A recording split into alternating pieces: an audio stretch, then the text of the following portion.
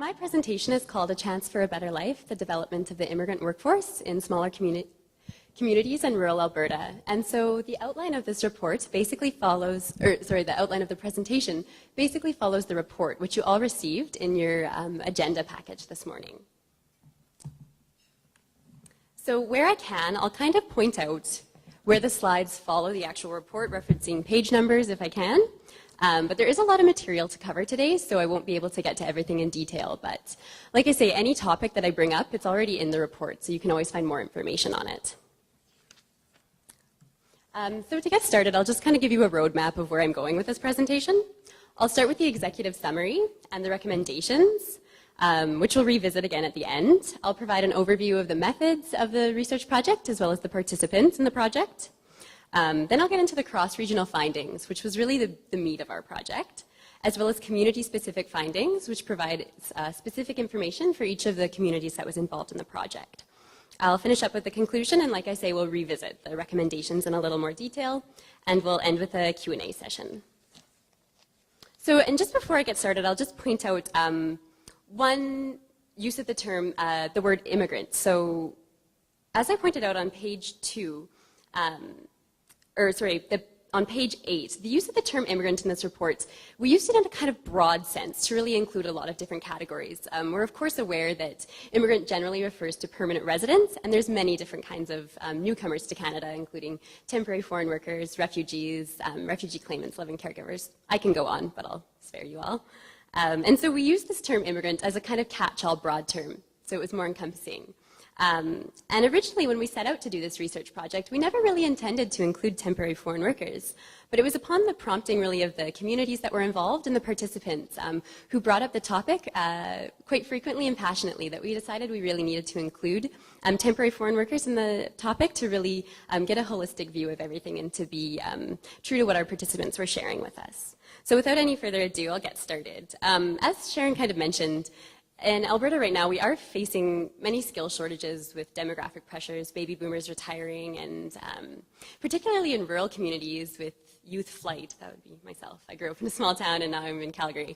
And so part of the solution to alleviating skills shortages in Alberta, and especially in rural communities, is immigrant workforce. And so immigrants coming to Canada, for the most part, have very high levels of education and skills, and that was no exception for the immigrants in our study as well.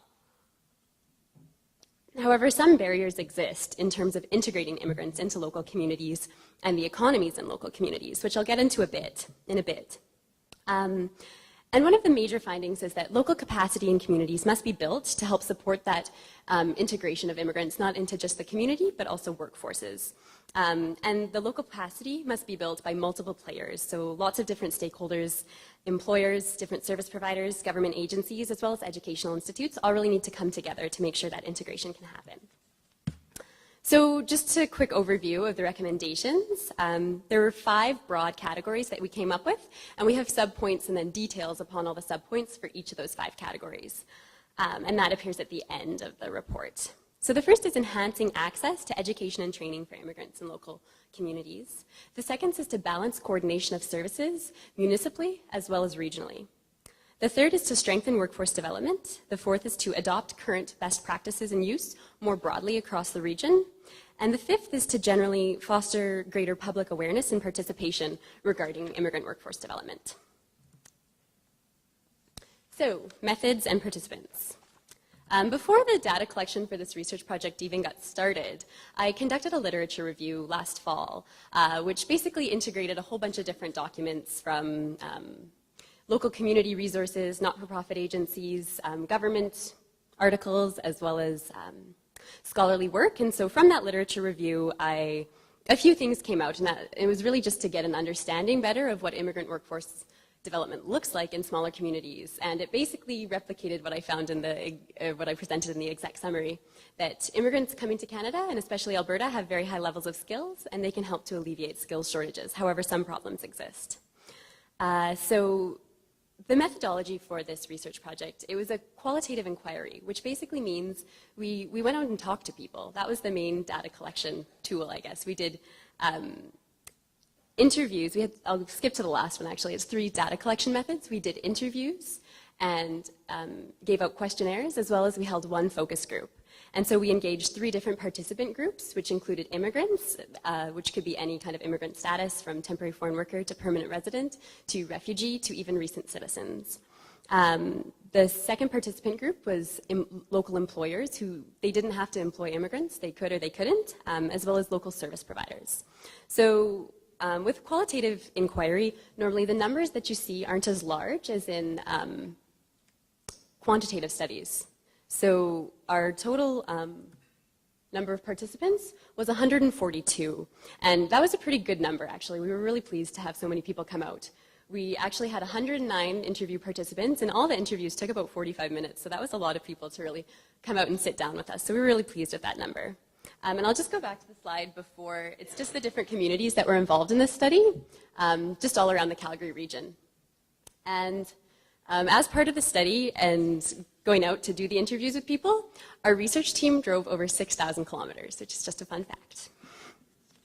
So moving on from participants, this is a map of the different countries that the immigrant participants in the study came from. So it was from 26 different countries altogether. And I'll also point out this presentation, the keynote presentation, will be up on our website after. So if any of you want to come back and look at the countries in greater detail, you can do that. So of our immigrant participants, there were 52 altogether, and 25 of those were permanent residents. 14 were recent citizens, 7 were temporary foreign workers, and 6 were on visas. Just a little bit of other background information about the immigrants involved in the study, which appears on page 11. Most were between the age ranges of 24 years of age to 65, so kind of prime working age.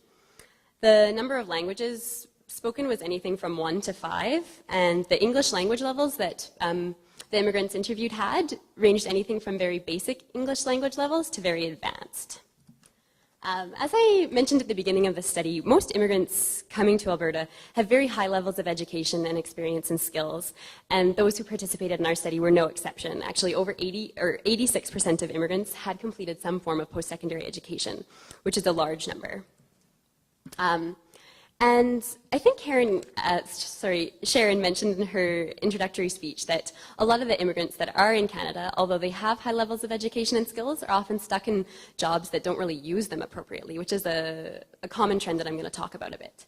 And so just to give you a kind of feel of that, I've showed the fields of employment for immigrants in their origin country versus what they're currently in here in Alberta. And so they ranged from professionals such as accountants, journalists, stockbrokers, bankers, and then here, they're in positions such as healthcare aides, dishwashers, administrative assistants, and not a lot, but some of the participants were studying or even unemployed.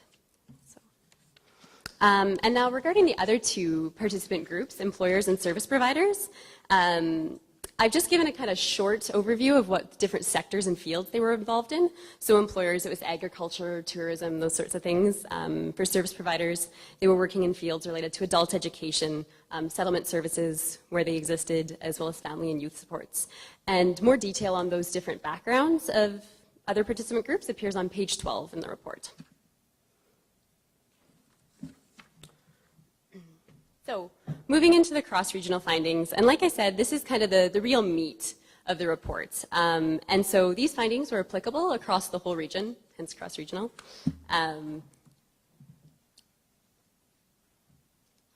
So most immigrants arrive in small towns in southern Alberta for work opportunities. And one of the first questions we actually asked immigrants when we did interviews was, why did you come to Canada? And the most common answer was for opportunity. And I think it really sums up what people expected in coming to Canada. They expected opportunities in terms of educational opportunities as well as employment opportunities.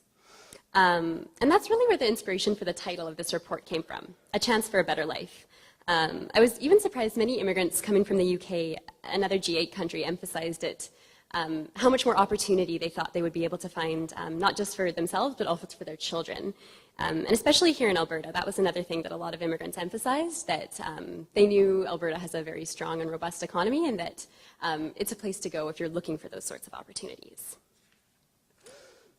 And so if we have immigrants arriving in small towns in southern Alberta for work, Conversely, why are employers hiring immigrants? And pretty self-explanatory. Local employers are having a hard time finding workers. And also a lot of the employers who staffed immigrants stressed their work ethic was so good and such a high quality that they, in some instances, preferred to hire immigrants. And so in terms of employers who experienced difficulty finding laborers, it was just under 70% of the employers in the study had trouble, and that goes up to just under 80% if you include employers who sometimes had difficulty finding labor that they needed. So that chart appears on page 16 in the report if you're interested.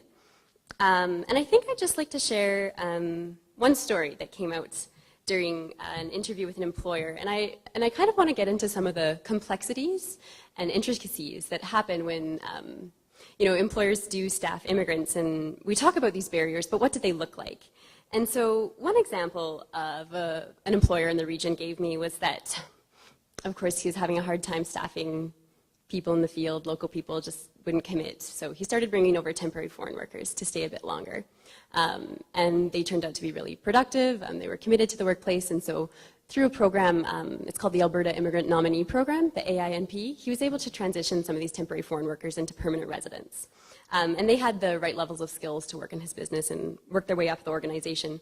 However, he encountered some trouble in terms of trying to promote immigrants. For instance, he had a lot of Filipinos working in his organization and wanted to promote a woman to a position where she would be supervising a lot of men. However, she declined the position multiple times because in the Philippines it wouldn't have been appropriate, or so the person felt, to supervise men. And so that was just kind of one issue that the employer clearly found the right person for the job, yet because of kind of cultural differences, wasn't able to promote them. And so I think it really highlights the need for more training around Canadian cultural norms in the workplace and those sorts of issues. So that's just one story. So moving on to the issue of training, over 80% of employers involved in the training, or in the study, provided training to immigrant employees, which is the vast majority, as employers see investing in their immigrant employees as very valuable. Likewise, the number of immigrants who received training in the workplace was just under 70%, so it's fairly comparable. You'll notice that almost 20% are not applicable, which is a fairly large number, but those were immigrant participants who were actually unemployed, so they weren't eligible to receive any training. So just a note on that point. So we have immigrants coming to small communities to looking for work, and employers are looking to hire them because they can't find other laborers and they really like their work ethic and their commitment. So what else is available for immigrants in small towns? So on pages 17 to 19 in the report, I talk about the roles that service providers play in terms of providing services and integrating immigrants into communities and workplaces. And so in most towns, services were available for immigrants regarding basic needs, language training, career development, as well as some settlement support. Now, settlement services aren't available currently in all of the communities involved in the study, but in some there are. So I'll go into those in detail in the community-specific findings section. And in most instances, service providers do a very good job of providing services to immigrant clients. And this is despite the fact that, generally speaking, they have smaller capacity just due to the size.